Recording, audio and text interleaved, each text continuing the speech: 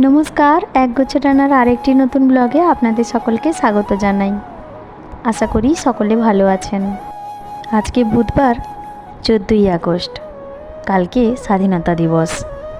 যদিও বা আমাদের অফিসে আজকেই স্বাধীনতা দিবস পালন করা হচ্ছে, তার কারণ কালকে আমাদের অফিস ছুটি আছে। আজকে আমাদের অফিসে একটা ড্রেস কোড রাখা হয়েছে, সেটা হলো এথনিক, কালার কম্বিনেশনে অরেঞ্জ, হোয়াইট অ্যান্ড গ্রিন। যে যার মতো করে চেষ্টা করেছি আমরা নিজেদের এথনিক ড্রেসে আসার। তবে জানি না এই বছরের স্বাধীনতা দিবসটা অন্য প্রত্যেকটা বছরের যেভাবে স্বাধীনতা দিবস কাটে আনন্দ উল্লোড় বা সত্যি নিজের মনকে স্বাধীন চেতাভাবে আছি এই মনে করে, এই বছরটাও সেইভাবে কাটবে কি না। তার কারণটা আশা করি এতক্ষণে সবাই বুঝে গেছেন। ওই আরজিকরের মর্মান্তিক ঘটনা। শুধুমাত্র এটা এখন আর আমাদের কলকাতার ভেতরে সীমাবদ্ধ নেই, পুরো দেশ জুড়ে ছড়িয়ে পড়েছে। সত্যি আজ এই জায়গায় দাঁড়িয়ে থেকে নিজের মনের কাছে প্রশ্ন করতে ইচ্ছে করে, সত্যিই কি আমরা মেয়েরা স্বাধীন আছি? স্বাধীন ভারতে স্বাধীনভাবে কি বাঁচতে পারছি?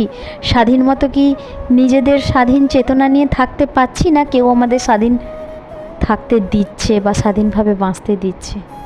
যাই হোক, এই নিয়ে বেশি কথা বলবো না, শুধু একটাই আর্জি রাখবো, এর বিচার হোক। সত্যি আমরা সবাই এর বিচার চাই। জানি না কার জীবনে কখন এরকম সময় ঘনিয়ে আসবে। আমরা সবাই চাইবো একটাই জিনিস, বিচার শুধুমাত্র এই আরজিকরের ঘটনার ভেতরেই যেন সীমাবদ্ধ না থাকে। এটার শেষ আমরা দেখতে চাই, আমরা বিচার চাই, আমরা শুধুই একটু বিচার চাই। ভেবেছিলাম এবছর আমরা স্বাধীনতা দিবসটা কীরকমভাবে অফিসে পালন করছি বা আমাদের প্রোগ্রাম ডেকোরেশনগুলো একটু আপনাদের সাথেও শেয়ার করব।